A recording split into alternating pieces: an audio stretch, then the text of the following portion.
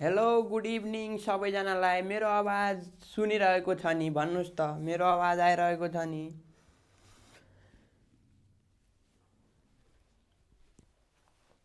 हिजोको भिडियो आएन र हिजोको भिडियो आएको होला त। हिजोको भिडियो त आइसक्यो होला। अब यहाँ हेरौँ, आज हामीले जहाँ हिजो छोडेको थियौँ त्यहीँबाट स्टार्ट गर्छौँ। हामीले हिजो सेट च्याप्टर पढ्यौँ, कम्पाउन्ड इन्ट्रेस्ट पढ्यौँ र ग्रोथ एन्ड डिप्रिसिएसनमा पनि ग्रोथको दुईवटा क्वेसन गऱ्यौँ। तपाईँको यदि ग्रोथको क्वेसन आएन भने डिप्रिसिएसनको क्वेसन आउन सक्छ यसपालि। हेर्नुहोस्, 7वटा प्रदेश छ, 7वटामा फरक फरक क्वेसन आउँछ। कसैमा ग्रोथ सम्बन्धी आउँछ, कसैमा डिप्रिसिएसन सम्बन्धी क्वेसन आउँछ, कसैमा दुइटै मिक्स गरेर पनि आउन सक्छ। कसरी गर्ने, कुन फर्मुला लगाउने, त्यो त हिजै भनिदिए। अब यहाँ क्वेसन हेर्नुहोस्, यहाँ के भनेको छ, the present price of a machine is Rs 50,000. The price of machine is depreciated at 8% per annum भनेको छ। आफै क्वेसन पढेर बुझ्नु पर्यो यो कुन च्याप्टरको क्वेसन हो। सबभन्दा पहिला हेर्ने बित्तिकै तपाईँले त थाहा भइहाल्छ यो ग्रोथ एन्ड डिप्रिसिएसनको हाम्रो क्वेसन हो, जसमा पनि डिप्रिसिएसनको कुरा गरेको छ। हामी फर्मुला डिप्रिसिएसनको लगाउँछौँ। रिभिजन पछि क्लास इन्ड हुन्छ है। अब कति के गर्ने त, रिभिजन सकिसकेपछि त क्लास इन्ड भइहाल्छ नि। अब यहाँ हेर्नुहोस्, म त्यो क्वेसनको एन्सरहरू सबै लेखेर ल्याएकै छु। तपाईँहरूको धेरै समय बर्बाद गर्दिनँ, धेरै सब्जेक्ट होला, त्यसैले सबै सब्जेक्ट पढ्नु पर्यो र म्याथ पनि राम्रोसँग पढ्नु पर्यो। म्याथ हेर्नुहोस्, थोरै यदि दिमाग लगाएर पढ्नुभयो भने कुनै गाह्रै छैन। मैले जुन यो 2-3 दिनमै सबै सकाउँछु त्यति मात्रै पढ्यो भने पास हुन त टेन्सनै छैन, त्यतिले पनि मजाले पुग्छ।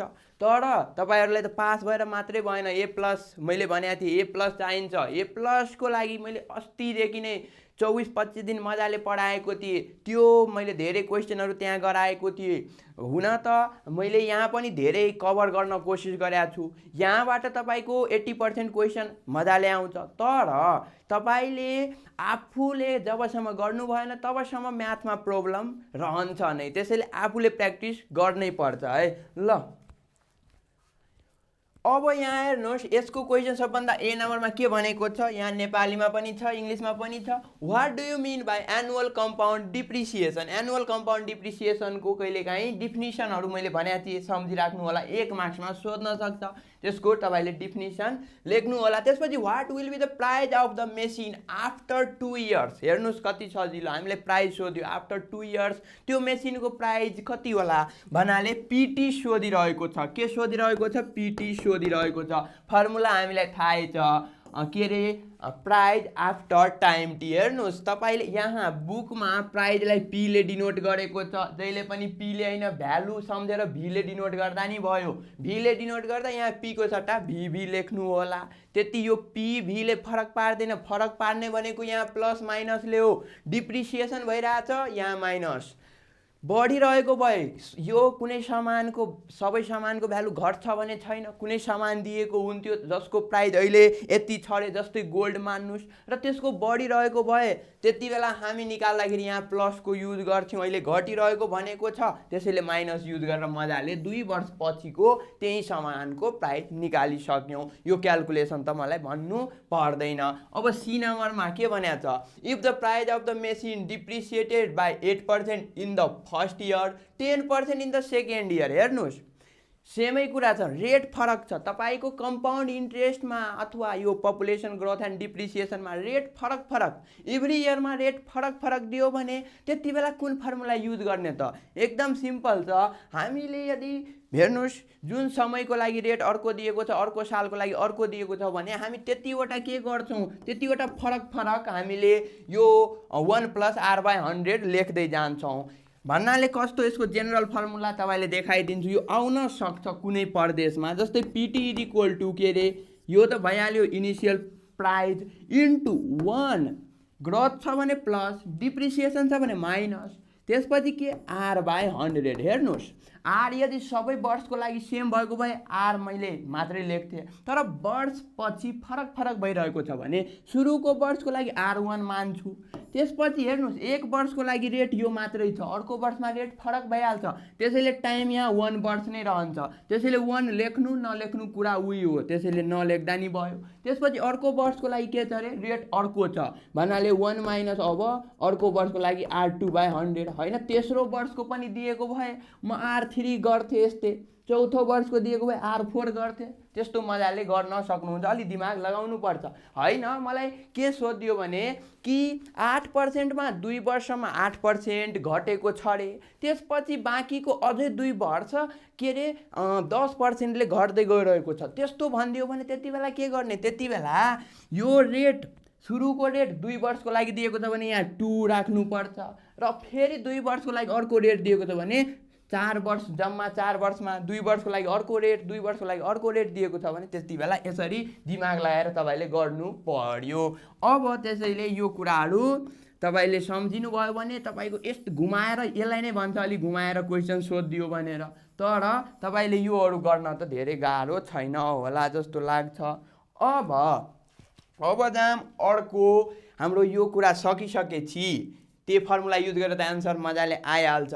त्यसपछि हामीले अब जान्छौँ करेन्सी एन्ड एक्सचेन्ज रेट च्याप्टरमा, यो च्याप्टरमा जान्छौँ। सर भोलि पनि क्लास हुन्छ र जबसम्म सकिँदैन तबसम्म क्लास हुन्छ, मजाले पढाउँछु। यो सबै सकियो भने 2-3 दिनमा सक्छ, अब भोलि पनि आज त सक्दैन, भोलि सकिन सक्छ अथवा पर्सि भन्नाले अब जहिलेसम्म सकिन्छ तहिलेसम्म त क्लास हुन्छ। अब यहाँ हेरौँ हाम्रो अब अर्को chapter currency and exchange rate, fix question छ तपाईँको लागि। यसबाट क्वेसन के आउँछ, बाइङ रेट र सेलिङ रेट युज गरेर तपाईँले अब केही के अरे करेन्सीलाई अर्को करेन्सीमा चेन्ज गर्न आउन सक्छ।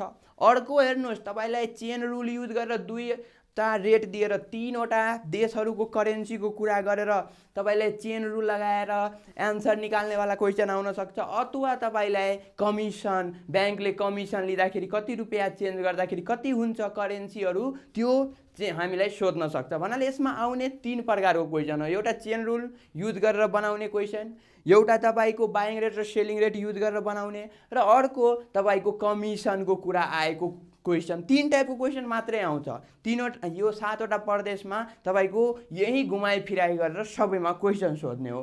अब हामी सबभन्दा पहिला यो कहिलेकाहीँ तपाईँले बाइङ रेट सेलिङ रेटको डिफिनिसन पनि सोध्न सक्छ, करेन्सी एक्सचेन्ज रेटको डिफिनिसन सोध्न सक्छ, सम्झिराख्नु होला। तर डिफिनिसन भन्दा नि यो बाइङ रेट र सेलिङ रेट त एकदम राम्रोसँग बुझिराख्नु पर्छ। धेरैलाई थाहै होला, इक्जाम नजिक आइसक्यो, अब बाइङ रेट सेलिङ रेट के हो भनेर त थाहै होला, तर थाहा छैन भने बुझिहाल्नुहोस् कि ब्याङ्कले के गर्छ अरे ब्याङ्कले करेन्सी किनबेच गर्छ, त्यसैले दिमागमा जहिले पनि सोच्ने कि ब्याङ्कले किन्ने हो विदेशी करेन्सी अथवा ब्याङ्कले बेच्ने हो विदेशी करेन्सी। भन्नाले यदि ब्याङ्कले विदेशी करेन्सी तपाईँबाट अथवा कुनै मान्छेबाट किनिरहेको छ, ब्याङ्कले के गरिरहेको छ अर्कोबाट विदेशी करेन्सी है किनिरहेको छ लिइरहेको छ भने त्यति बेला मात्रै बाइङ रेट युज गरिन्छ। यदि ब्याङ्कले विदेशी करेन्सी अरूलाई दिइरहेको छ, विदेशी करेन्सी बेचिरहेको छ भने त्यति बेला सेलिङ रेट युज गरिन्छ। त्यति सजिलो हो, त्यसमा पनि धेरै कन्फ्युज हुन्छ। सिम्पल 2 वर्डमा कुरा बुझ्ने, ब्याङ्कले के गर्छ अरे फरेन करेन्सी किनबेच गर्छ। यदि ब्याङ्कले फरेन करेन्सी तपाईँबाट अथवा अरू व्यक्तिबाट लिइरहेको छ, किनिरहेको छ बाइङ रेट, दिइरहेको छ बेचिरहेको छ फरेन करेन्सी भने चाहिँ सेलिङ रेट युज गर्ने। यति सजिलो छ ल। अब दाम यहाँ हेरौँ यो क्वेसनमा, हेर्नुहोस् तपाईँले टेन्सन नगर्नुहोस्, हामीले रिभिजनहरू पुरै गराइदिन्छौँ। तपाईँले यो लाइभ क्लास भनिराख्नु भएको छ नरेन्द्र सरलाई। अब त्यो के हुन्छ भने चाहिँ म पहिले भनिदिन्छु हाम्रो प्लानिङ के छ भनेर। यो अहिले तपाईँको सधैँ अब युट्युबमा मोडेल क्वेसन आउँछ, साइन्सको आउँछ, त्यसपछि सामाजिकको आज जस्तै सामाजिकको आयो होला, भोलि साइन्सको मोडेल क्वेसनको भिडियो आउँछ, त्यस्तै फेरि सामाजिक, साइन्स, नेपाली, त्यसपछि इङ्ग्लिस गरेर सबै आउँछ। र त्यसपछि मेन महारिभिजन तपाईँको त्यसकै भरोसामा फेरि नपढ्ने भनेर छैन मजाले पढ्नु होला। अहिले पढ्दै जानुभयो भने हाम्रो भिडियो इक्जामको एक दिन पहिला पनि महारिभिजन भनेर आउँछ।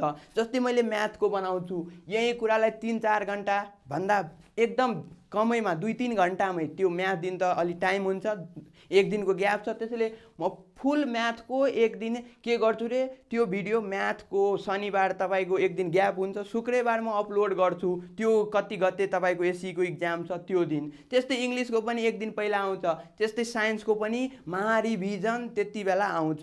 र त्योभन्दा पहिला अहिले क्विक रिभिजन भन्दा नि मोडेल सेट साइन्सको सोल्भ गरेर भिडियो आउँछ है। भन्नाले साइन्सको तपाईँको अब आउनेवाला कुन हो, क्विक रिभिजन अब यसपालि आउँदैन, हेरिडिटी बाँकी छ, हेरिडिटीको तपाईँको भिडियो आउँछ, अझै च्याप्टर वाइज कुन बाँकी छ त्यो आउँछ, र त्यसपछि मोडेल सेट अब सोल्युसन गरेको धेरै भिडियोहरू आउँछ।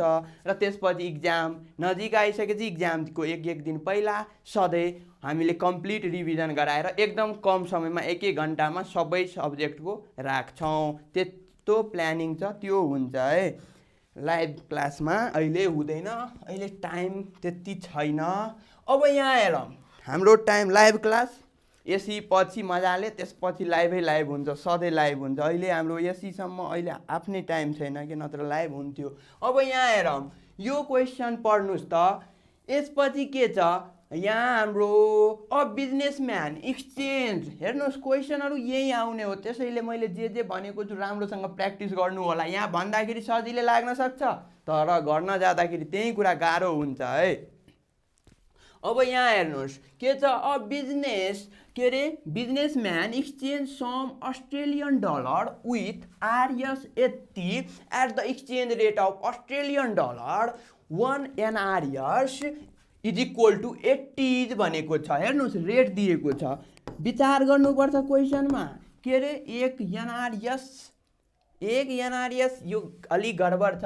यो के छ, मैले यहाँ तपाईँले नेपालीमा इङ्ग्लिसमा अलि मिस्टेक भएको छ लेख्दाखेरि, यहाँ दिएको यस्तो होला, 1 USD है, 1 डलर बराबर नेपाली रुपिज कति रे 80 दिएको छ, नेपाली रुपिज 80 यति हामीलाई दिएको छ। र त्यसपछि के भनेको छ, after 5 days Nepali currency was revalued. हेर्नुहोस् योमा रिभ्यालुएटेड र डिभ्यालुएटेड बुझ्नुपर्छ।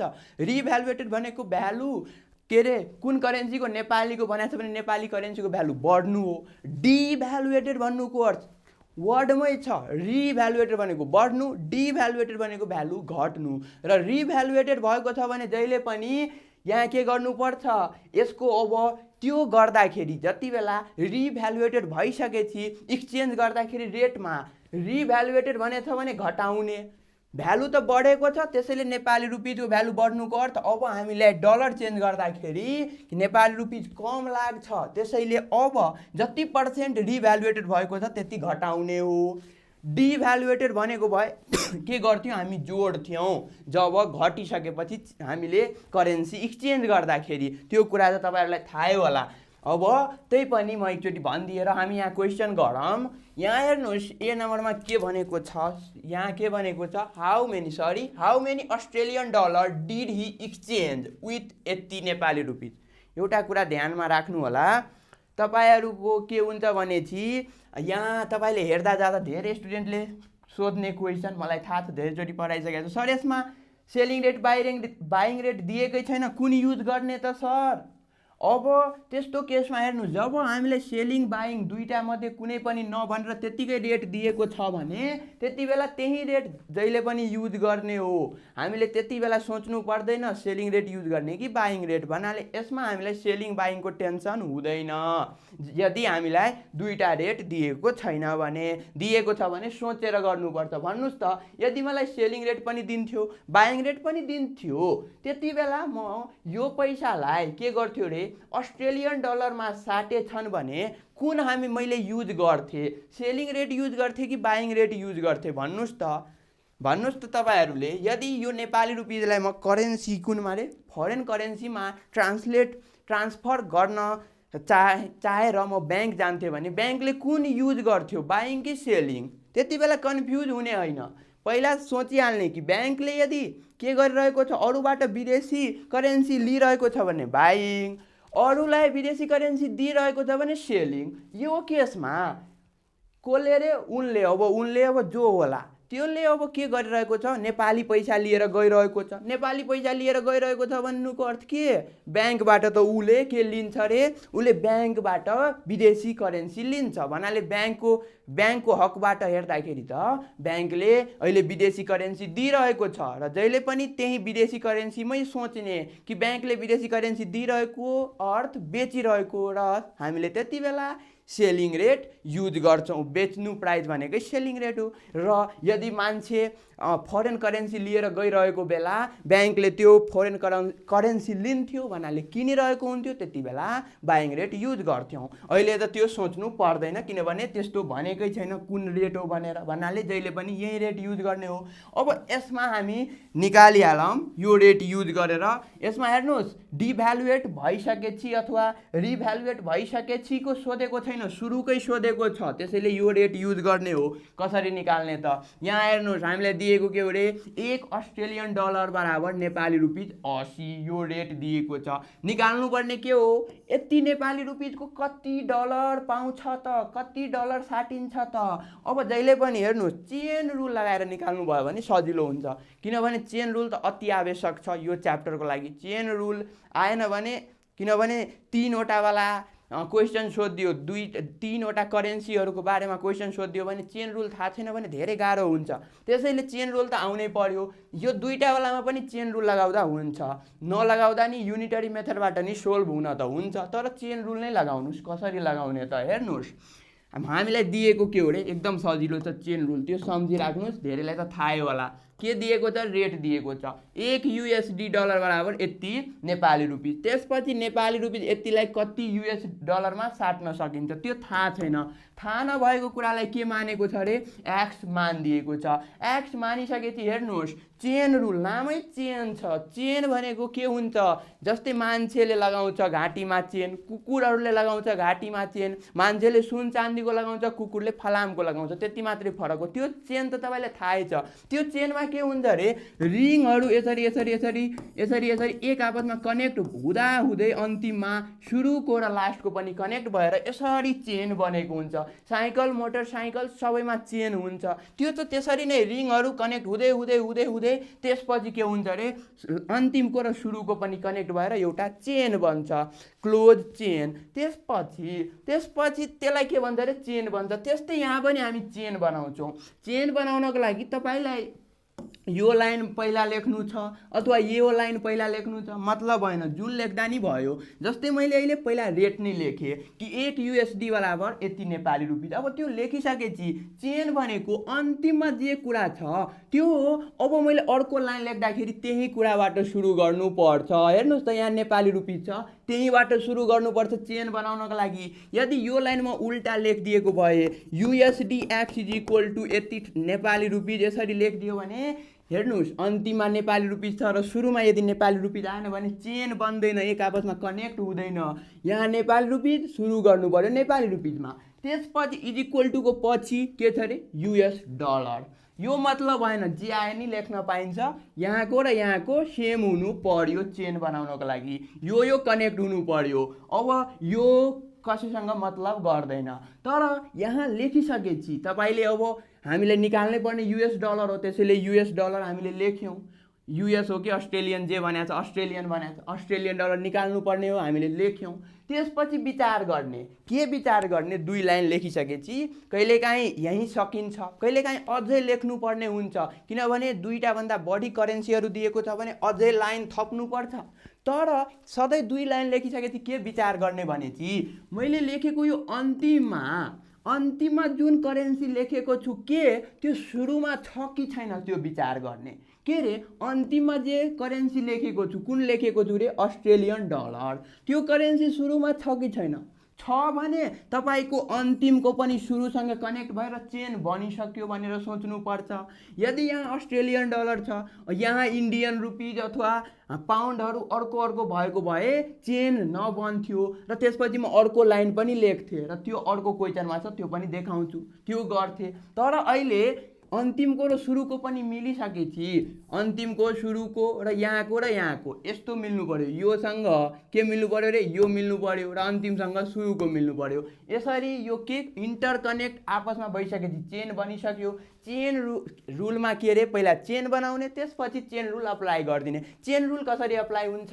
चेन रुल एकदम सिम्पल छ। चेन बनिसकेपछि लेफ्ट साइडको जे छ त्यसलाई मल्टिप्लाई गर्ने, राइट साइडको जे छ त्यसलाई मल्टिप्लाई गर्ने। हेर्नुहोस् यसमा 1 छ, 1 र यहाँ 3,56,000 छ, त्यो मल्टिप्लाई गरेको छ लेफ्ट साइडको, र राइट साइडमा 80 छ र एक्स छ, त्यो मल्टिप्लाई गरेको छ। क्यालकुलेट गरेर एक्सको भ्यालु निकाल्यो, त्यही एक्स भनेको यति रुपिस साट्न सकिन्छ। अब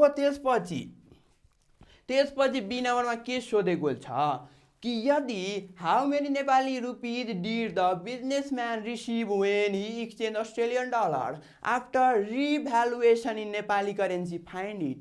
अब 5 दिनपछि भनेको थियो नेपाली करेन्सी रिभ्यालुएट भइसकियो र त्यति बेला के गर्यो अरे, फेरि जुन डलर त्यसले पाएको थियो बिजनेसम्यानले, उसले अब फेरि नेपाली करेन्सीमा साट्न मन गर्यो। अब के साट्दाखेरि ब्याङ्कले यही यो $1 बराबर 80 नेपाली रुपिजमै साट्छ त होइन?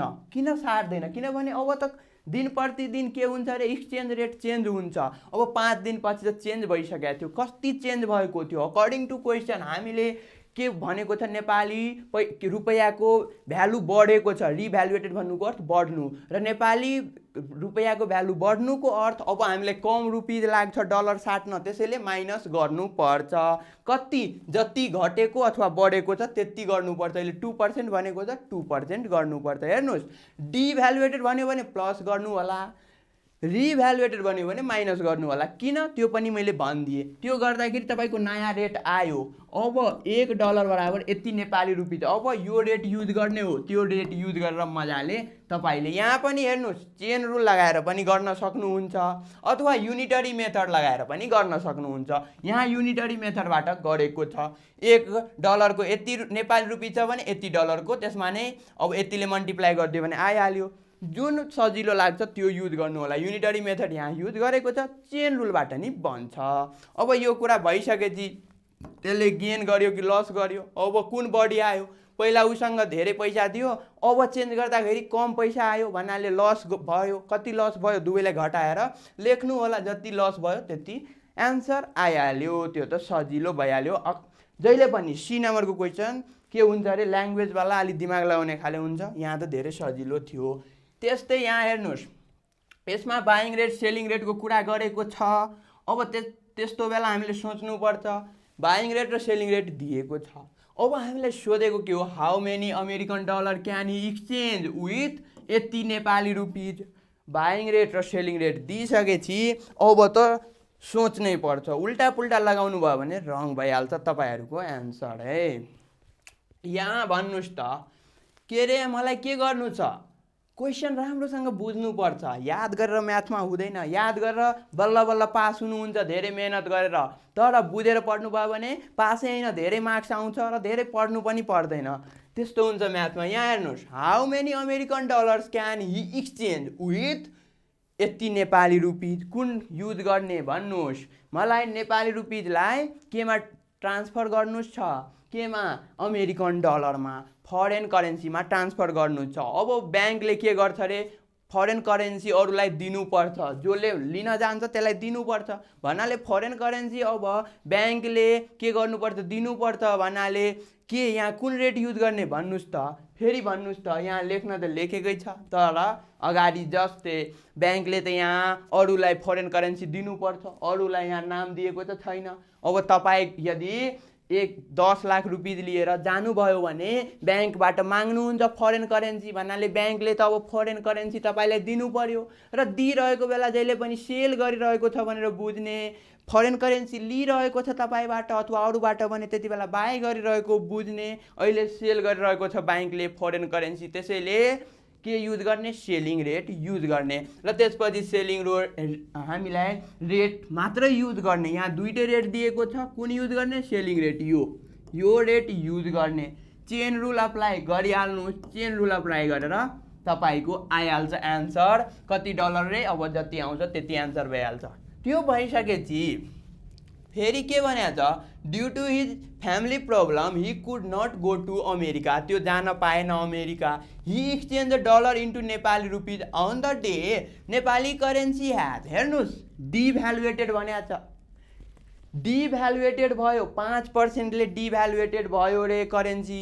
ऊ किन अमेरिका जानको लागि अमेरिकन डलर साटेको थियो, तर अमेरिका जाने प्लान क्यान्सिल भयो। अब डलर लिएर त काम छैन, फेरि नेपालीमा ट्रान्सफर गर्नु पर्यो। नेपालीमा ट्रान्सफर गर्न जाँदाखेरि त्यो दिन के भएको थियो रे, 5% के भएको थियो, डिभ्यालुएटेड। डिभ्यालुएटेड भनेको नेपाली करेन्सीको भ्यालु अहिले घटेको छ, र नेपाली करेन्सीको भ्यालु घट्नुको अर्थ अब हामीले धेरै नेपाली रुपिज दिनुपर्छ अनि मात्रै मलाई डलर दिन्छ।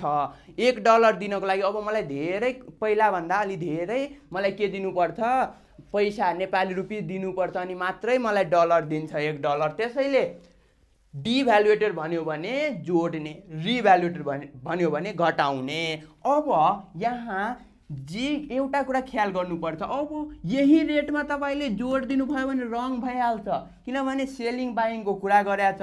अब मैले नेपाली रुपिज होइन, मसँग अमेरिकन डलर छ, अमेरिकन डलर नेपालीमा साट्छु। त्यसैले ब्याङ्कले अहिले त के पाइरहेको छ, अमेरिकन डलर पाइरहेको छ भन्नाले अमेरिकन डलर ब्याङ्कले पाउनुको अर्थ किनिरहेको छ, अरूबाट किनिरहेको छ, बाइङ रेट युज गर्ने। त्यसैले अहिले बाइङ रेट युज हुन्छ, यो रेट युज हुन्छ र ठ्याक्कै यही गरिदिनु भयो भने रङ भइहाल्यो। क्वेसन अनुसार यसमा पनि के भयो रे, 5% डिभ्यालुएटेड, त्यसैले एड गर्नुपर्छ 5% त्यसकै। र त्यो गरिसकेपछि जति एन्सर आउँछ, यो भनेको रेट आयो, रेट आउने बित्तिकै चेन रुल लगाएर तपाईँको एन्सर आइहाल्छ। यति एन्सर आयो।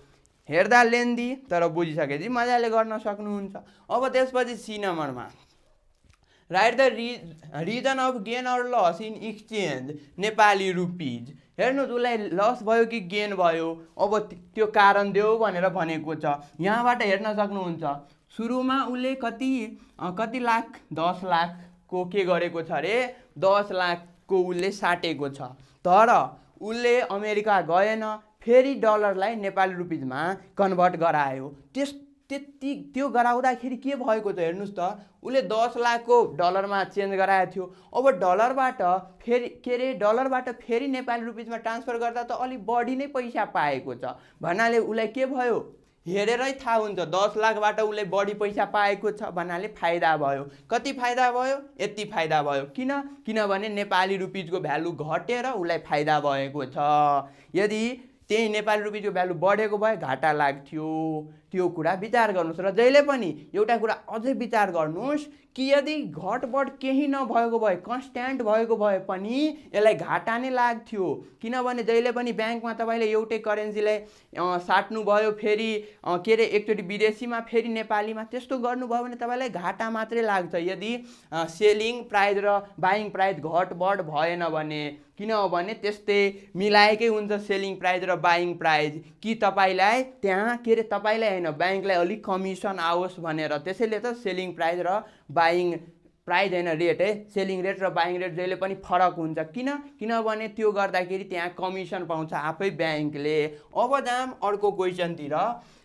यहाँ हेर्नुहोस् यसमा हामीलाई कतिवटा दिएको छ, कति रे, $1.28 बराबर 1 युरो र $1 बराबर यति नेपाली रुपिज भनेर भनेको छ। र त्यसपछि क्वेसन सोधेको छ। यहाँ 3वटा करेन्सीको कुरा आएको छ, मात्रै नेपाली रुपिजको र अर्को करेन्सीको होइन, नेपाली रुपिज, पाउन्ड र एउटा डलर। यो पाउन्डको साइन हो, यो डलरको साइन हो र यो त नेपाली रुपिज भइहाल्यो। 3वटा कुरा आएको छ। यस्तोमा त चेन रुल राम्रोसँग लगाउनु पर्यो। अब यहाँ हेर्नुहोस् के सोधेको छ, how many American dollars can be exchange with यति नेपाली रुपिज। यति नेपाली रुपिजमा कति उसले के रे, हाउ मेनी अमेरिकन डलर पाउँछ। अब यदि यहाँ दिएको रेटमा खोज्ने के को कुरा गरेको छ, अमेरिकन डलर र नेपाली रुपिज। के यहाँ त्यस्तो रेट थाहा छ त हामीलाई? हेर्नुहोस् त, डलर र नेपाली रुपिजको थाहा छ भन्नाले त्यो रेट युज गर्ने। $1 बराबर यति नेपाली रुपिज जे को कुरा गरेको छ त्यो खोज्ने, त्यो दुइटै वाला रेट दिएको छ भने त्यही ठ्याक्कै युज गर्ने, अर्को युज गर्नतिर नजाने। यदि दिएको छैन भने त्यति बेला त युज गर्नु पर्यो। अब यहाँबाट मजाले तपाईँले चेन रुल युज गर्नुहुन्छ, तपाईँको डलर आइहाल्छ, यति नेपाली रुपिज बराबर $1000 हुन्छ। अब त्यसपछि बी नम्बरमा के भनेको छ, how many pound can be exchange with यति नेपाली रुपिज। अब बी नम्बरमा हामीलाई पाउन्डमा चेन्ज गर्नु छ, केलाई, नेपाली रुपिजलाई। पहिला त यहाँ नेपाली रुपिजलाई अमेरिकनमा ट्रान्सफर गराउनु थियो, चेन्ज गराउनु थियो, मजाले गऱ्यौँ किनभने ठ्याक्कै रेट दिएको थियो। अहिले त नेपाली रुपिज र पाउन्डको त रेटै दिएको छैन। हेर्नुहोस् त यो पाउन्डको रेट डलरमा दिएको छ, तर हामीलाई चाहिएको त पाउन्डको रेट र नेपाली रुपिजको हो, किनभने यहाँ नेपाली र पाउन्डको कुरा गरेको छ। त्यस्तो दिएको छैन भने जहिले पनि के सोच्नुपर्छ कि त्यो दिएको छैन भने दिएको के हो रे, डलर र पाउन्डको। अब त्यस्तो अवस्थामा हामीले के गर्नुपर्छ, पहिला नेपाली रुपिजलाई डलरमा ट्रान्सफर गर्नुपर्छ र डलरलाई त्यसपछि पाउन्डमा ट्रान्सफर गर्नुपर्छ, त्यो सोच्नुपर्छ। र त्यसको लागि हामीसँग छ चेन रुल। जुन चेन रुल लगाउनु भयो भने कुनै हामीले सोच्नै पर्दैन, डाइरेक्ट चेन रुल लगाउने एन्सर आइहाल्छ। चेन रुल कसरी लगाउने त, यो बुकमा अब यसरी लगाएको छ, जुन लाइन, यो तीनवटा मध्ये जुन लाइन पहिला लेख्दा नि भयो। जस्तै मैले यहाँ लगाएँ, हेर्नुहोस् तपाईँले यहाँबाट कुनै एउटा रेट लिइहाल्नुहोस्, होइन यहाँबाट लिनु छैन, तपाईँलाई क्वेसनले सोधेको के छ त्यही कुरा गर्नु छ भने त्यो पनि गर्नुहोस्। हेर्नुहोस् के भनेको छ अरे, how many pound can be exchange with कति नेपाली रुपिज, नेपाली रुपिज 15,600लाई ट्रान्सफर गर्यो भने कति पाउन्ड पाउला त, अब जुन पाउन्डलाई मैले एक्स मान दिएँ, लेट गरिदिएँ एक्स, के लेट गरिदिएँ, एक्स लेट गरिदिएँ। अब एक्सको भ्यालु निकाल्नु पर्यो, जे रेटहरू थाहा छ त्यो युज गर्ने। हेर्नुहोस् चेन रुलको अप्लाई गरेर हामी एन्सर निकाल्छौँ। यो दुईटा नेपाली रुपिज र पाउन्डको रिलेसन थाहा भएको भए डाइरेक्ट यहाँ लगाउँथे र मजाले निस्किन्थ्यो, तर अहिले थाहा छैन। त्यसैले चेन रुल अप्लाई गर्दा मैले एउटा कुरा जहिले पनि ध्यान राख्न के भनेको छु कि अर्को लाइन सुरु गर्दाखेरि के हेर्ने रे, यहाँ के छ, पाउन्ड छ।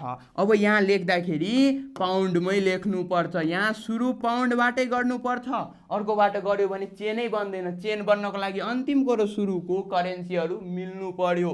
यहाँ जुन करेन्सी छ त्यही यहाँ हुनु पर्यो। यहाँ पाउन्ड छ, यहाँ पनि पाउन्ड लेख्नै पर्यो। अब पाउन्ड कहाँ छ त्यो खोज्छु, के यसमा पाउन्ड छ, हेर्नुहोस् त के यसमा पाउन्ड छ त, यसमा पाउन्ड छैन, यसमा डलर छ, नेपाली रुपिज छ। यसमा हेर्नुहोस् यसमा पाउन्ड छ, यहाँ डलर छ, यहाँ पाउन्ड छ। मैले डलर सुरुमा लेखिदिएँ भने रङ हुन्छ, किनभने अन्तिम यहाँ पाउन्डबाट भएको छ, सुरु मलाई पाउन्डमै गर्नु छ। त्यसैले यो पहिला लेख्छु, 1 पाउन्ड इज इक्वल टु कति छ, $1.28। त्यसपछि हेर्नुहोस् मैले जहिले पनि के भनेको छु, तपाईँले चेन रुल अप्लाई गर्दाखेरि यो त मिलाउनै पर्छ एनी हाउ। अनि त्यसपछि यो साइडको त यहाँ जे दिएको हुन्छ यो मिलाउनुहुन्छ, यहाँ त अब जे दिएको हुन्छ त्यही लेख्नु पर्यो। यहाँ यो लेखिदियो भयो भने त रङ भइहाल्छ। जुन लाइन दिएको छ पुरा कम्प्लिट त गर्नै पर्यो। के तपाईँले 1 पाउन्ड बराबर यति नेपाली रुपिज आफ्नै मनले त लेख्न पाएन, यहाँ जुन लाइन दिएको थियो त्यही युज गर्नु पर्यो। मैले 1 पाउन्ड मात्रै उल्टा गरेको छु, यसलाई मात्रै फ्लिप गरिदिएको छु, पाउन्ड अगाडि पछाडि गरिदिएको छु, किन, यहाँको र यहाँको मिलाउनको लागि। त्यसपछि के भनेको छु मैले कि दुईटा लाइन लेखिसकेपछि यहाँको र यहाँको अन्तिमको र सुरुको मिल्यो कि मिलेन। यदि मिलेको भए म चेन रुल यतिमा नै अप्लाई गरिदिन्थेँ, लेफ्ट साइडको मल्टिप्लाई राइट साइडको मल्टिप्लाई गरेर एन्सर निकाल्थेँ। तर यहाँ डलर छ, यहाँ नेपाली रुपिज छ, डलर सेम भएको भए चेन रुल अप्लाई गर्थे, छैन भने अझै लेख्नुपर्छ। अब के लेख्ने, यहाँ डलर छ भने यहाँ पनि डलरबाटै स्टार्ट गर्नु पर्यो। डलर कहाँ छ, यो त युज भइसक्यो। यसमा हेर्नुहोस् त यो सुरुमा डलर छ भन्नाले $1 बराबर कति छ, एनआरएस 132।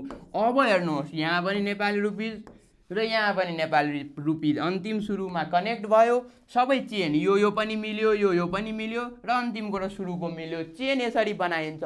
जुन लाइन सुरुमा लेख्दा हुन्छ उल्टा पुल्टा गर्न पाइन्छ, तर चेन बन्नु पर्यो, त्यति हो। त्यो भइसकेपछि अब त्यो भइसकेपछि हामीले के गर्छौँ, लेफ्ट साइड र राइट साइडलाई मल्टिप्लाई गर्छौँ, तपाईँको एन्सर आइहाल्छ। लेफ्ट साइड र राइट साइडको सबैलाई मल्टिप्लाई गर्छौँ, बिचमा त इक्वल टु नै राख्छौँ, त्यही गरेको छ। त्यति गर्दा तपाईँको मजाले त्यसपछि त क्यालकुलेसन छ, एन्सर आउँछ। त्यसपछि यहाँ के भनेको छ, डिभ्यालुएसन र रिभ्यालुएसनको कुरा गरेको छ, जुन अगाडि मैले धेरै भनिसकेँ, यसमा भनिराख्नु पर्दैन। अब यो च्याप्टर सकिसकेपछि हामी जान्छौँ अब पिरामिड च्याप्टरमा है। अब जान्छौँ पिरामिड च्याप्टरमा। पिरामिडलाई नेपालीमा पिरामिडै भन्छ। अब त्यसपछि पिरामिड र मात्रै च्याप्टरको नाम पिरामिड होइन, कोन पनि छ। पिरामिड एन्ड कोन तपाईँको च्याप्टर छ। तपाईँलाई थाहै छ एसईमा एरिया एन्ड भोल्युम भन्ने तपाईँको युनिटमा एउटा क्वेसन पिरामिड एन्ड कोन मध्ये एउटा आउँछ। पिरामिडको बारेमा सोध्न सक्छ, कोनको बारेमा सोध्न सक्छ, अथवा दुइटै मिक्स गरेर दिन्छ। एउटा कम्बाइन्ड फिगरको क्वेसन आउँछ, एउटा कस्ट इस्टिमेसनको क्वेसन आउँछ, तीनवटा क्वेसन आउँछ। त्यसैले यो त धेरै इम्पोर्टेन्ट भइहाल्यो। यो थाहा भएन भने अर्को कुनै बन्दैन, त्यसैले यसको फर्मुलाहरू सम्झिराख्नुहोस्। पिरामिडको फर्मुला त धेरै सिम्पल छ। भोल्युम निकाल्दाखेरि के गर्छौँ रे, 1/3 बेसको एरिया, बेस यसको स्क्वायर हुन्छ, त्यसैले स्क्वायरको एरिया ए स्क्वायर, यदि साइडको लेन्थ ए छ भने, र यसको पर्पेन्डिकुलर हाइट। यदि यसको म ल्याटरल सर्फेस एरिया निकाल्यो भने हेर्नुहोस्, बेस एरिया बराबर के हुन्छ रे, बेस भनेको स्क्वायर हुन्छ, त्यसैले स्क्वायर भयो। ल्याटरल ए को स्क्वायर, ए भनेको साइडको लेन्थ है। अनि त्यसपछि ल्याटरल सर्फेस एरिया भनेको के हुन्छ रे, 2AL हुन्छ। ल्याटरल सर्फेस एरिया भनेको यो चारवटा ट्रायङ्गुलर एरियाहरू है, यो चारवटा 1 2 यसको पछाडि र यसको पछाडि गरी टोटल चारवटा ट्रायङ्गुलर एरियालाई नै भन्छ ल्याटरल सर्फेस एरिया, जसको फर्मुला 2AL हुन्छ। सोध्न सक्छ, फर्मुला पनि सोध्न सक्छ, यसबाट एन्सर हामीले निकाल्न पनि काम लाग्छ। टोटल सर्फेस एरिया, यो बेस एरिया र ल्याटरल सर्फेस एरिया जोड्नुहोस्, टोटल सर्फेस एरिया आउँछ। यल भनेको के हो, स्लाइन्ट हाइट हो। यस्तो झुकेको लेन्थ निकाल्नु भयो भने यो भनेको स्लाइन्ट हाइट हो। त्यो कुराहरू त थाहै छ। त्यस्तै कोनमा पनि भोल्युम निकाल्नको लागि 1/3 बेस एरिया, बेस भनेको यसको सर्कल हुन्छ, त्यसैले पाई आर स्क्वायर एच। यसको हेर्नुहोस्, बेस एरिया के हुन्छ रे, सर्कल छ, त्यसैले pi r square. Lateral surface एरियालाई यहाँ ल्याटरल होइन कर्भ छ, त्यसैले कर्भ सर्फेस एरिया भन्छ।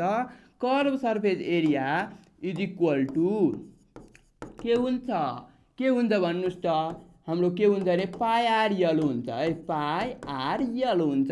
टोटल सर्फेस एरिया के हुन्छ, बेस एरिया र कर्भ सर्फेस एरियालाई जोड्नु भयो भने आइहाल्छ तपाईँको टोटल सर्फेस एरिया। यति फर्मुला मात्रै सम्झिनु भयो भने तपाईँको 4-5 मार्क्स ढुक्क आयो यो च्याप्टरको। अब कर्भ सर्फेस एरिया छड्के, ल्याटरल सर्फेस एरियालाई छड्के भन्छ, कर्भलाई के भन्छ, कर्भलाई वक्र सतहको क्षेत्रफल भन्छ नेपालीमा। नेपाली त कामै लाग्दैन पछि के, तपाईँले ठ्याक्कै यहीँ CSA TSA total surface area, यो टोटल भनेर पनि नेपालीमा भन्नु पर्यो, कर्भ भनेर पनि नेपालीमा भन्नु पर्यो भनेपछि त तपाईँले त्यस्तो अब नेपालीमा पढ्नुपर्छ भनेर टेन्सन छोडिदिनुहोस्। म्याथ यस्तो सब्जेक्ट हो जहाँ तपाईँले मजाले इङ्ग्लिसमा, नेपाली मिडियमवालाले पनि लेख्न पाइन्छ।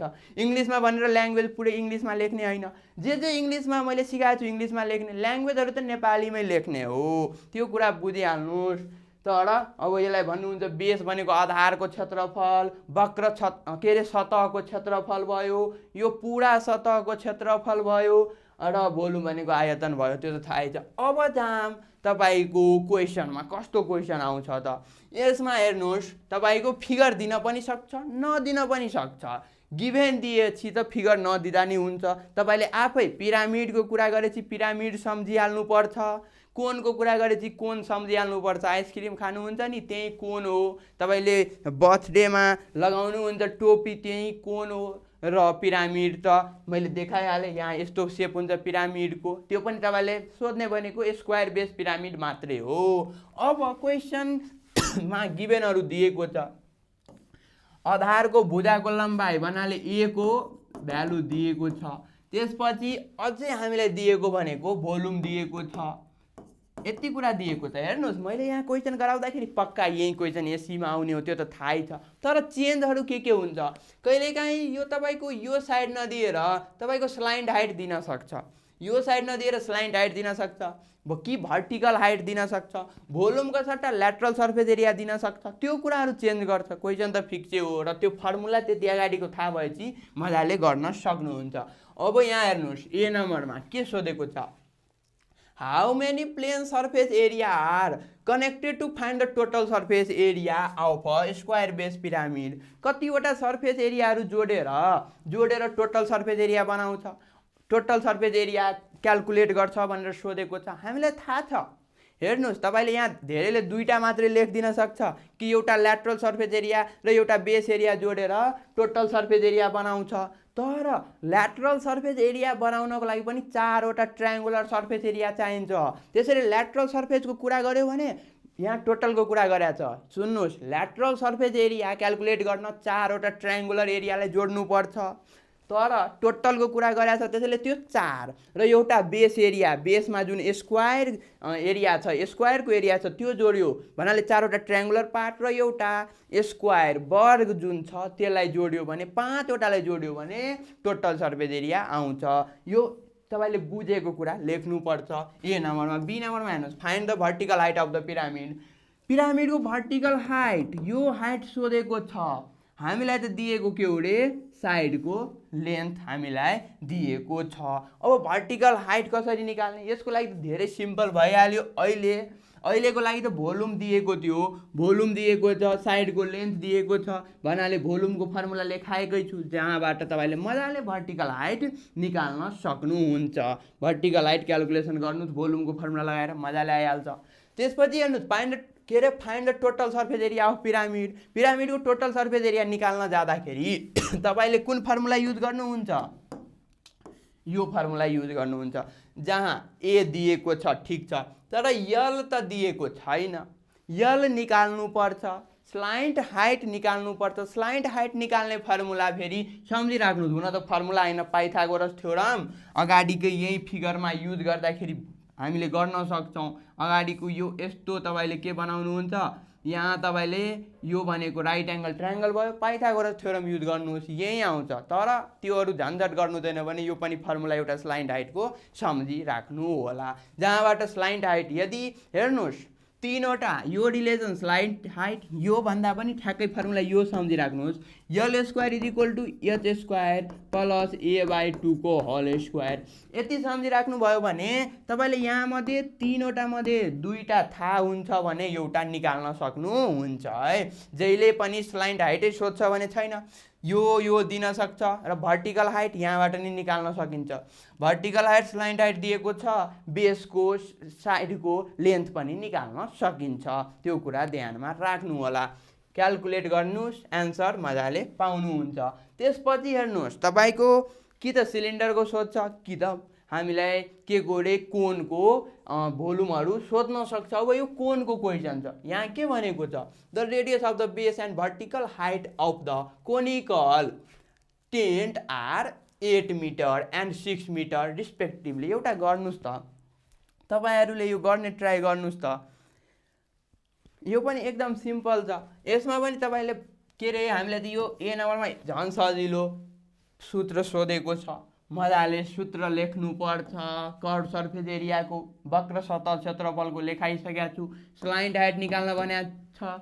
यसमा हेर्नुहोस् सोलीको स्लाइन्टको फर्मुला के हुन्छ अरे, यसमा पनि L square is equal to के हुन्छ, एच स्क्वायर भनेर भर्टिकल हाइट प्लस रेडियसको स्क्वायर, a/2 को होल स्क्वायरको सट्टामा यहाँ रेडियस आउँछ है कोनमा, त्यो कुरा ख्याल गर्नु होला। त्यसपछि मजाले curve surface area of tent निकाल्न सक्नुहुन्छ। टेन्टको कुरा गरेको थियो। ल अब दाम अर्को क्वेसनमा, अब हाम्रो के रे सिलिन्डर एन्ड कोनको जोडेर अथवा दुईटा फरक कुराहरू जोडेर जे नि जोडेर आउन सक्छ है।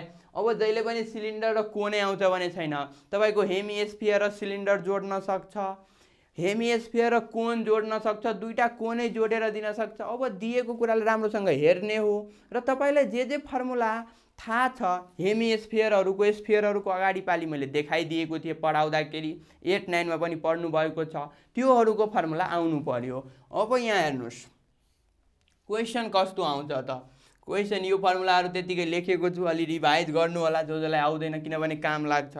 क्वेसनमा हेर्नुहोस् फिगर दिएको हुन्छ, फिगर हेर्ने बित्तिकै हामीले के थाहा पायौँ कि कोण र हेमिस्फियर जोडेर के बनेको छ, यहाँ कम्बाइन फिगर बनेको छ। यसको अब एरिया निकाल्नु पर्यो। अब यहाँ म एरियातिर गएँ, यहाँ हेर्नुहोस् के भनेको छ, अब मेटालिक सोलिड यहाँ जे कुराहरू दिनु थियो त्योहरू सबै भनेको त यहाँ लेखेको पनि छ, नपढ्दा नि भयो। अब ए नम्बरमा के अरे how do you find the slant height of the cone when vertical height and radius of the base is given. अगाडि नै भनिसकेँ स्लाइन्ट हाइट कसरी निकाल्नु हुन्छ, मैले अगाडि नै फर्मुला लेखाइदिएको थिएँ, यल इज इक्वल टु त्यहाँ भनिदिएको थियो एच स्क्वायर प्लस के हुन्छ अरे आर स्क्वायर हुन्छ, त्यही कुरा यहाँ पनि लेखेको होला। त्यसपछि find the volume of the solid, volume निकाल्ने सोलिडको, भोल्युम निकाल्नको लागि तपाईँलाई के गर्नुपर्छ, यहाँ राम्रोसँग हेर्नुपर्छ, कोन र हेमिस्फियर छ, कोनको फर्मुला लगाउनुहोस्, हेमिस्फियरको फर्मुला लगाउनुहोस्, भोल्युमको र दुइटैको जोड दिनुहोस्, टोटल भोल्युम आइहाल्छ। त्यही गरेको छ, हेर्नुहोस् त त्यही गरेको छ। अब यहाँ मान्छेहरू त्यही पत्ता लगाउन सक्दैन, के भन्छ यसको हेमिस्फियरको रेडियस कति छ सर, त्यो भन्न सक्छ। हेर्नुहोस् कम्बाइन फिगरमा यसको कोनको जति रेडियस हुन्छ त्यति नै हेमिस्फियरको पनि रेडियस हुन्छ, भन्नाले कोनको हेर्नुहोस् डायमिटर 6 छ, रेडियस कति 3 भयो, यसको पनि 3 नै हुन्छ है, त्योहरू दिमाग आफैले लगाउनु पर्छ। अब यहाँ के भनेको छ सी नम्बरमा, if the solid is melted and recasted in the form of cylinder, दिएको सोलिडलाई सिलिन्डर बनायो भने र जसमा पनि रेडियस 3 राख्यो भने what is the height of the cylinder, सिलिन्डरको हाइट कति हुन्छ। हेर्नुहोस् कुनै सामानलाई पग्लाएर अर्को सामान बनाइरहेको छ भने त्यो सामानको भोल्युम र नयाँ बन्ने सामानको भोल्युम बराबर हुन्छ, त्यो कुरा दिमागमा राख्नु होला। र त्यही कुरा गरेको छ, के हुन्छ रे हाम्रो दुईटा कुरालाई बराबर गर्नु पर्यो, भन्नाले अहिले जति भोल्युम छ त्यति बराबर नै अब नयाँ जुन सिलिन्डर बन्ने छ त्यसको पनि भोल्युम आउने हो, भन्नाले भोल्युम अफ सिलिन्डर जति हाम्रो यसको फर्मुला त पाई स्क्वायर यो थाहै छ। अब भोल्युम अफ सिलिन्डर कति आउने हो रे, जति पहिलाको ठोस वस्तुको अब्जेक्टको भोल्युम थियो त्यति नै हुने हो, त्यसैले यसको सट्टा हामीले भोल्युम अफ सिलिन्डर जति यो छ त्यति लेख्न सक्छौँ। र फर्मुला त्यही पाई स्क्वायर एच युज गरेर यहाँ हामीलाई रेडियस आर दिएकै छ, पाईको भ्यालु थाहा नै हुन्छ, एच मजाले निकाल्न सक्नुहुन्छ, एकदम सिम्पल भइहाल्यो। र त्यसपछि यहाँ हेर्नुहोस् कहिलेकाहीँ तपाईँलाई फिगर नदिएर पनि सोध्न सक्छ, फिगर नदिएर पनि कुरा मात्रै भनेर सोध्न सक्छ, त्यति बेला दिमाग लगाएर आफै फिगर बनाउनुपर्छ। जस्तै यसको हेर्नुहोस् त के भनेको छ, एन नेपालीमै पढिदिए ल, एकजना कार्यक्रम व्यवस्थापकले आधारको अर्धव्यास 7 मिटर भएको बेलनाकार टेन्ट बनाएको छ, एउटा टेन्ट बनाएको छ, सिलिन्ड्रिकल टेन्ट बनाएको छ अरे, यस्तो टेन्ट बनाएको होला, कस्तो टेन्ट, यस्तो सिलिन्ड्रिकल टेन्ट बनाएको छ। क्वेसन पुरा भएको छैन, त्यसपछि के भनेको छ, सिलिन्ड्रिकल भनेको यस्तो भयो, त्यसपछि के भनेको छ कि उक्त टेन्टको माथिको खुल्ला भाग के गरेको छ, अर्ध गोलाकार भन्नाले हेमिस्फियर टेन्टले ढाकेको छ, भन्नाले यहाँ हेमिस्फियरले यसरी ढाकेको छ टेन्टलाई, यस्तो टेन्ट बनाएको छ। अब यहाँ हेर्नु सिलिन्डर र हेमिस्फियर, सिलिन्डर र हेमिस्फियरको कम्बाइन फिगर हामीलाई दिएको छ, त्यहाँबाट अब सोध्ने हो, जे सोधेको छ अगाडि जस्तै सेम प्रोसेस गर्ने, मजाले आन्सर आउँछ, यसमा पनि मलाई धेरै भनिराख्नु पर्दैन। जस्तै क्वेसन पढ्दाखेरि मैले यहाँ त सिम्पल कुरा सोधेको हुन्छ, बी नम्बरमा find the total cost of required के रे canvas cloth for making the tent at the rate of 80 square metre, हामीलाई कति कस्ट लाग्छ त त्यो सोधेको छ। अब के को लागि हेर्नुहोस् त, त्यो जुन कुन यो नाम भनेको छ क्यानभास, त्यो अब कपडा हामीले यहाँ लगाउँछौँ भने कति कस्ट लाग्छ, हेर्नुहोस् कपडा कहाँ कहाँ लगाउँछ त्यो ध्यानमा राख्नु पर्यो।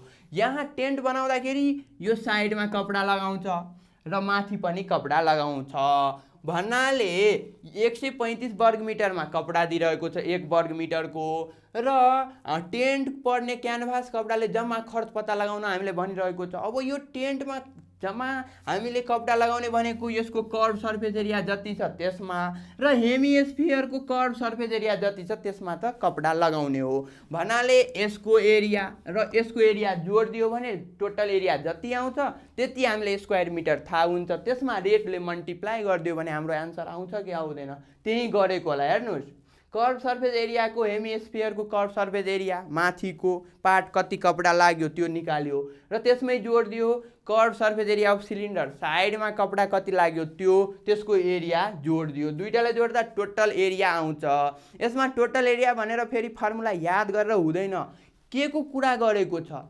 त्यहीहरू जोड्ने हो जुन गर्दाखेरि एन्सर हाम्रो आइसक्यो एन्सर आइसकेपछि यो हाम्रो रिक्वायर्ड एन्सर होइन यति मिटर स्क्वायर त कपडा चाहिन्छ कपडा सोधेको होइन पैसा सोधेको यसमा अब जति रेट दिएको छ त्यसले मल्टिप्लाई गर्नुहोस् मजाले के आइहाल्छ टोटल रेट टोटल पैसा आउँछ किन मल्टिप्लाई गरेको यो किनभने अहिले त मेरो कपडा कति स्क्वायर मिटर लाग्छ त्यो थाहा भयो रेटले मल्टिप्लाई गर्यो भने टोटल कस्ट हामीलाई थाहा भयो हेर्नुहोस् तपाईको यस्तो हुन्छ है इक्जाममा पहिले भनिदिन्छु कस्ट इस्टिमेसनबाट जहिले पनि छुट्टै एउटा क्वेसन आउँछ भने छैन कहिलेकाहीँ यही पिरामिड कोणमा तपाईको भित्र छिराइदिन्छ त्यो क्वेसन कस्ट इस्टिमेसनको 2 अथवा 3 मार्क्सको त्यस्तो गर्यो भने छुट्टै आउँदैन कस्ट इस्टिमेसनको क्वेसन अब त्यही कुरा यहाँ भनेको छ अब यस्तो दिमाग लगाउने क्वेसन सजिलै हुन्छ दिमाग लगाउनु पर्यो यही आउँछ भने छैन यसपालि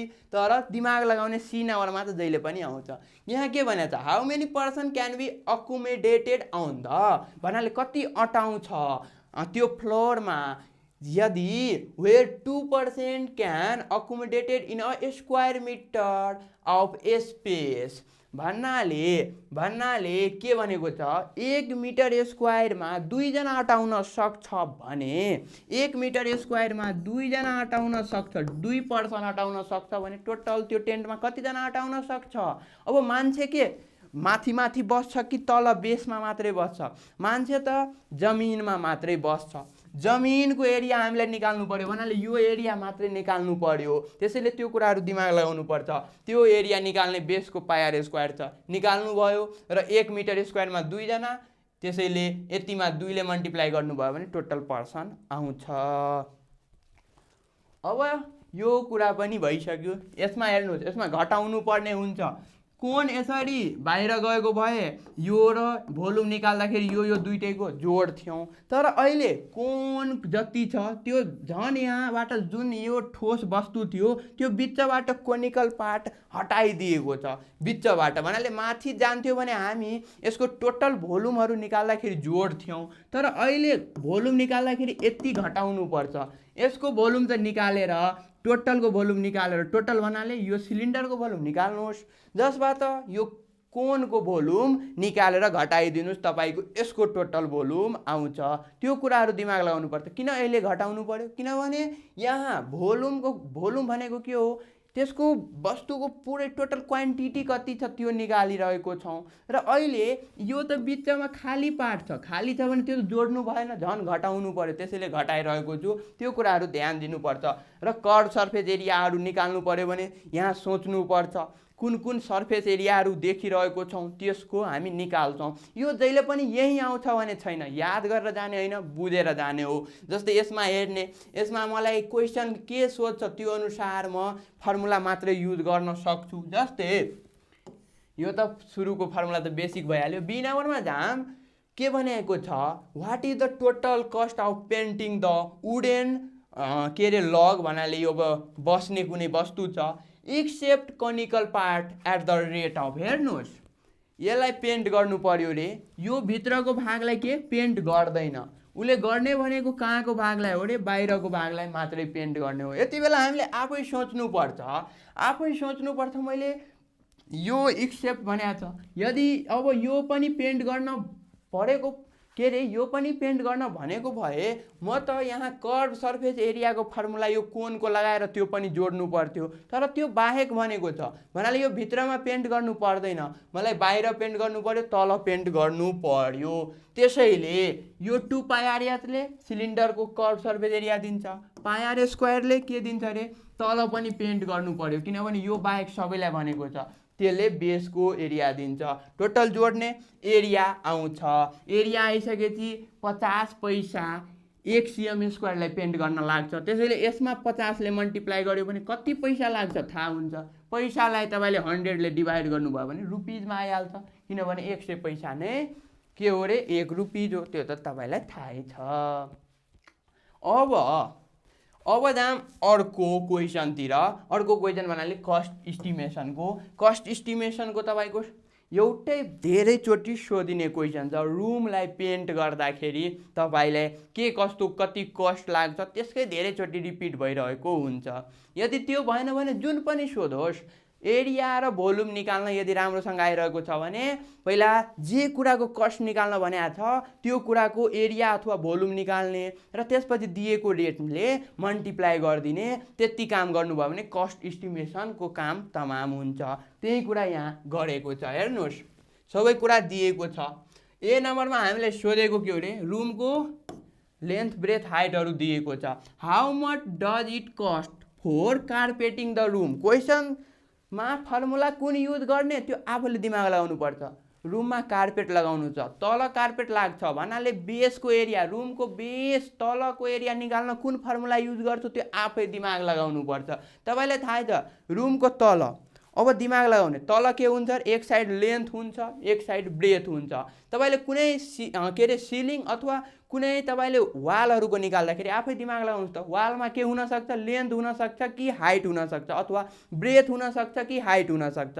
त्यसमा वालमा हामीले यहाँ लेन्थ ब्रेथ अथवा ब्रेथ हाइट हुन्छ। के अरे वालमा जहिले पनि हाइट आउँछ नै, के अरे त्यो कुरा ध्यान राख्नु होला। वालको एरिया निकाल्दाखेरि जहिले पनि हाइट आउँछ नै। त्यस्तै तपाईँले सिलिङको अथवा के अरे सिलिङको अथवा ग्राउन्डको एरिया निकाल्दाखेरि कहिले पनि हाइटको कुरा आउँदैन, किनभने सिलिङमा कुन सा हाइट हुन्छ, ग्राउन्डमा कुन सा हाइट हुन्छ, वालमा मात्रै हाइट हुने हो। त्यसैले कार्पेट हामी ग्राउन्ड तल गर्छौँ, जसमा हामीले ध्यान दिनुपर्छ। सिलिङको अथवा ग्राउन्डको निकाल्दैछौँ भने जसमा हाइटको कुरै आउँदैन यसको एरिया निकाल्नको लागि। त्यसैले हाइटको आएन भने लेन्थ इन्टु ब्रेथ हुन्छ। लेन्थ ब्रेथ गर्नुहोस् एरिया आउँछ र हामीलाई दिएकै छ रेट। रेट दिएको छ, कति दिएको छ रेट, अब जति दिएको होला यहाँ दिएको छ 300। 300 ले मल्टिप्लाई गर्नुहोस् टोटल कस्ट आउँछ। हेर्नुहोस् त एरिया निकाल्नु भयो भने त सक्यो। दिमाग लगाउनु पर्छ के को एरिया निकाल्नु पर्यो, निकाल्ने आन्सर आइहाल्छ। बी नम्बरमा जाम। बी नम्बरमा के भनेको छ, यदि यो रुमलाई मलाई के गराउनु पर्यो, पेन्ट गराउनु पर्यो। पेन्ट गराउँदाखेरि रुमको झ्याल ढोकालाई गराउनु भएन त्यो भनेको छ। त्यसको लागि म के गर्छु, पहिला त टोटल रुमको जेलाई पेन्ट गर्न भनेको छ सबैको एरिया निकाल्छु र त्यसपछि जेलाई गर्न भनेको छैन त्योहरू पनि यदि मैले निकाल्दाखेरि एड भइसकेको छ भने त्यसलाई घटाउँछु। जस्तै यहाँ फर्मुला यसरी लेखेको छ, यसरी याद गर्नुभयो भने त तपाईँले दिमाग खराब गर्छ। तपाईँलाई यसरी याद गर्ने ट्राई गर्नुभयो भने आफै सोच्ने मैले गर्ने पेन्ट कसको हो, 4वटा वालको हो र सिलिङको हो। ग्राउन्डलाई त म पेन्ट गर्दिनँ। त्यसैले पहिला 4वटा वालको एरिया निकाल्ने र सिलिङको एरिया निकाल्ने। फर्मुला सजिलो छ। वाल दुई किसिमको हुन्छ, एउटा हुन्छ लङ वाल, तपाईँको रेक्ट्याङ्गुलर रुम छ भने दुईटा के होला रे लामो लामो वाल होला, दुईटा अलि सानो सानो वाल होला। लामो लामो वाललाई मान्नुहोस् के अरे लङ वाल। लङ वालमा जहिले पनि लेन्थ आउँछ, सर्ट वालमा जहिले पनि ब्रेथ आउँछ। र एउटा सिम्पल कुरा, जहिले पनि वालमा त हाइट आउँछ नै भन्नाले मैले दुईटा लामो वालमा पेन्ट गर्नु पर्यो, दुईटा छोटो सानो वालमा पेन्ट गर्नु पर्यो र एउटा सिलिङमा पेन्ट गर्नु पर्यो। त्यसैले लामो वालमा लेन्थ आउँछ नै र वाल भन्ने बित्तिकै हाइट आउँछ नै भन्नाले लेन्थ र हाइटलाई मल्टिप्लाई गर्नुभयो भने एउटा लङ वालको एरिया आउँछ। मलाई दुईटा लङ वालको एरियामा पेन्ट गर्नु छ। त्यसैले किनभने दुईटा त हुन्छ लामो वाल। तपाईँले रुमको रेक्ट्याङ्गुलर छ भने रुम यस्तो हुन्छ, जसको यो लेन्थ भयो यो ब्रेथ भयो। यहाँ एउटा वाल हुन्छ यस्तो, यो लङ वाल भयो। यहाँ एउटा वाल हुन्छ यस्तो, यो सर्ट वाल भयो। यो लामो भएर मैले नाम मात्रै लङ वाल भनिदिएको, यो सानो भएर सर्ट वाल राखिदिएको नाम। भन्नाले लेन्थ र हाइटलाई मल्टिप्लाई गर्नुहुन्छ, लङ वाल आउँछ, दुईटा हुन्छ। त्यस्तै सर्ट वालमा ब्रेथ र हाइटलाई मल्टिप्लाई गर्नुपर्छ, यो पनि दुईटा हुन्छ, टूले मल्टिप्लाई गर्नुहोस्। 4वटा वालको एरिया आयो। सिलिङलाई पनि पेन्ट गर्नु पर्यो, सिलिङमा हाइट आउँदैन, यो पनि ग्राउन्ड जस्तै सेम के हुन्छ अरे लेन्थ इन्टु ब्रेथ। अब यति जोड्नु भयो भने टोटल तपाईँको रुममा जहाँ जहाँ पेन्ट गर्नुहुन्छ त्यसको एरिया आयो। तर यहाँ के कुरा आयो भने चाहिँ यो गर्दाखेरि झ्यालहरू पनि कभर भयो। यही वालभित्रै झ्याल हुन्छ, वालको एरिया निकाल्यो भने त झ्यालको पनि एरिया इन्क्लुड भइसक्यो, त्यो त घटाउन भनेको छ। त्यसैले त्यसमा झ्याल र ढोकाको एरिया घटाइदिने, माइनस झ्यालको एरिया निकाल्न त आइहाल्छ, ढोकाको एरिया निकाल्न आइहाल्छ, लेन्थ इन्टु ब्रेथ त्यहाँ पनि गर्ने हो। त्यो गरेर एन्सर निकाल्न सक्नुहुन्छ। एरिया आइसकेपछि त तपाईँको काम सकिन्छ। ल आज हामी यति नै गर्छौँ। यो कस्ट इस्टिमेसन पनि यही क्वेसन हामीले एउटा मात्रै गर्छौँ। यस्तै आउने चान्स 90% हुन्छ। 10% जहाँबाट नि एरियाहरू दिएर अथवा निकाल्न भन्न सक्छ, रेक्ट्याङ्गुलर ट्रायङ्गुलर जे नि भन्न सक्छ। अब त्यो त 10% चान्स हुन्छ कुनै एउटा प्रदेशमा, तर म्याक्सिमम यही क्वेसन आउँछ। अब यति भइसकेपछि सिक्वेन्स एन्ड सिरिज भोलिबाट हामी स्टार्ट गर्छौँ। आज यति नै गरौँ है।